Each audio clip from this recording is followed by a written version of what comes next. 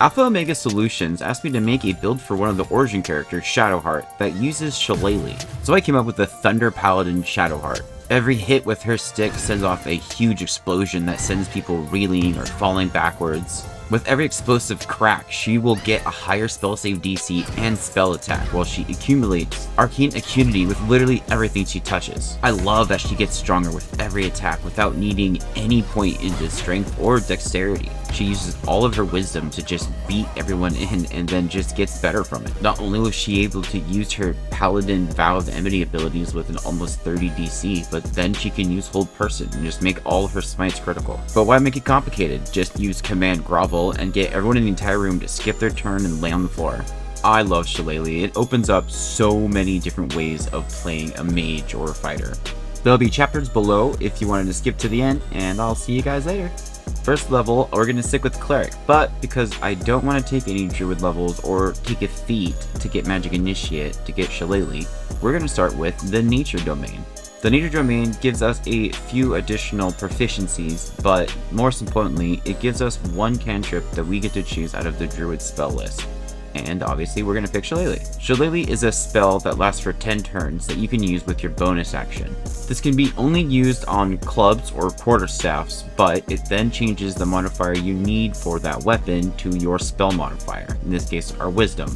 Not only that, but it changes the damage dice of that clever battle staff into a d8. So because we're using a staff, which is normally a d6 in one hand, we can now make it a d8 and hold it as shield at the same time without losing any kind of damage. Stats are simple. We're going to make our wisdom a 17 and we're going to make sure our charisma is a 15. Hey, Editing Billy here. Just want to jump in and say, for the longest time, I always build things with a 17 score and then a 15 score. And then I would get an ability, feat, score increase to raise them to 16 and 18 respectively. And that's dumb. It's been brought up to me too, and I don't know why I never thought about it. Just make them both 16. That way you have the +1 from, you know, your con or whatever it is, and then just make it 18 with the ability score increase. I always thought this way because when you're playing D&D 5e, you're locked into what +2 you get for what score based on what race you are, but in Baldur's Gate 3, that doesn't matter. So keep that in mind. I would then make Dexterity a 14 and Constitution a 12. So we're not going to really need too much Dexterity. We will have the option of wearing heavy armor, but I end up really liking the Dark Justiciar half plate that you can find in the Gauntlet. It's really cool. You'll need a +2 Dexterity to get the fullest out of it, but it also gives you advantage on Constitution saving throws and advantage on stealth if it's dark.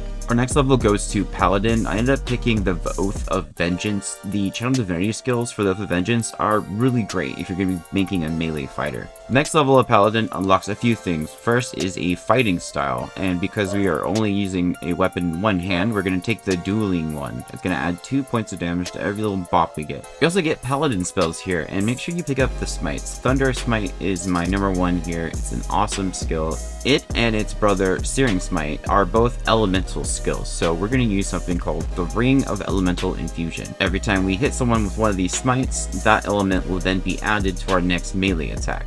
Just a fun little add-on, and it's fun to just double up on these smites. Our next level in Paladin gives us the channel abilities. We have Abjure Enemy, which is one of the coolest ones. It will frighten them if they fail their DC, and if it doesn't frighten them, they will be slowed after.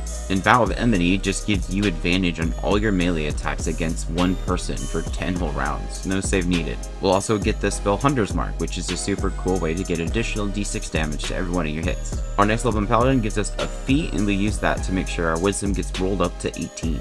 Our next level in Paladin gives us a bunch of dope stuff. #1, second attack, always helpful.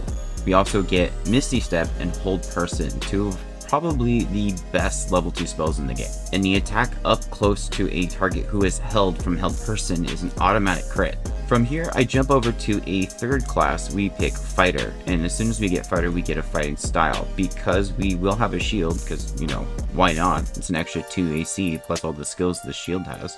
We can now have Protection, which lets our advantage give a enemy disadvantage if they're hitting somebody we're next to.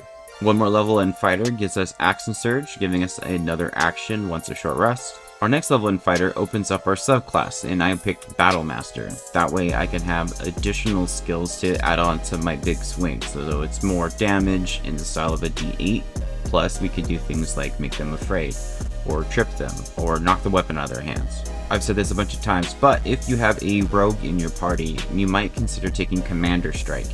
Getting a rogue to fight again outside of their initiative turn is a great way to get them to sneak attack more than one time. The next level we get a feat, and obviously the best choice might be just to roll your wisdom up to 20, but to be different and to have a little fun with it, I picked the Elemental Adept for Thunder.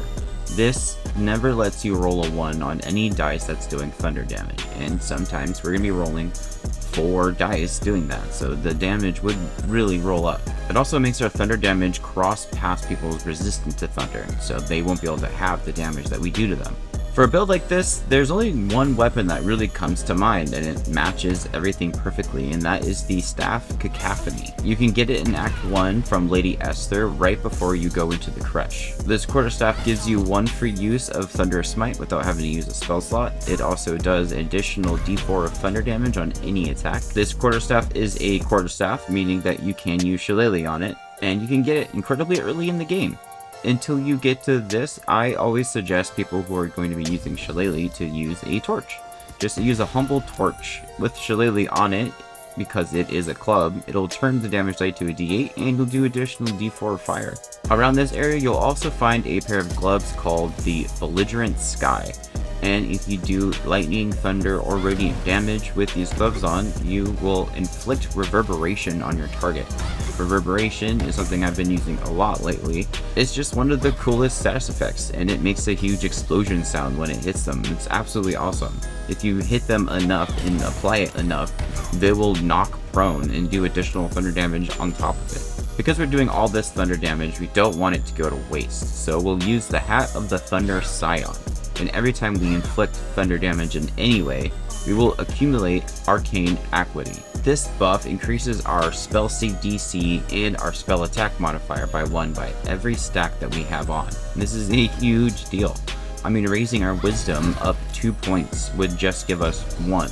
And now that happens every time we hit someone. Just bop them on the head with our stick. Bam, now we have a higher wisdom. Now there's 2 shields I want to talk about that I haven't really talked about or seen much online. And one of them is the Woodward Shield. You can find this off a body in the swamp. And this is a cool shield that gives you a bonus action attack. It's very helpful in the beginning of the game. It lets you do a melee ensnaring strike. Oh my god, I'll never be able to say that. Anyway, early game melee fighters don't have a lot to use their bonus action with, so it's really helpful to get through that and get additional damage on top. The next shield is called Iron Vein, and this is a cool shield that you can find in the Toll House in Act 2.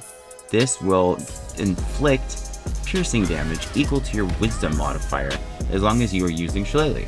And we are using Shillelagh, so for a character with the high wisdom, this is actually pretty helpful. In the ranged weapon slot, I like to put Grandrel's Aspiration, and this is a crossbow that you can get right before the Hag in Act 1. Anyone who has this on, regardless if they plan on using ranged weapons, now have advantage on everything they do against monsters. The hunting shortbow does the same thing. Hey, thanks for watching my video. I hope you liked it. I hope you liked the fact that it's a thunder-based build that doesn't exploit the Tempest Cleric channel divinity. But I don't know about you, but I am pretty sick of seeing builds all around getting Thunderous Smite as high as you can with the Cleric ability. It's been done before, you know, let's do some new stuff. I'd like to thank all my sponsors, but especially these guys right here. Anyone in the adventure or higher category gets to be put in the ending credits, and I get to pick one of them to win our weekly raffle that pulls on Sundays. Except for this Sunday, where I'm picking one person to win from every category. If you wanted to support the channel, or maybe win some free stuff, there is a link in the description. Till then, let me know in the comments what origin character you want to see a new build for. Okay, bye, see you around.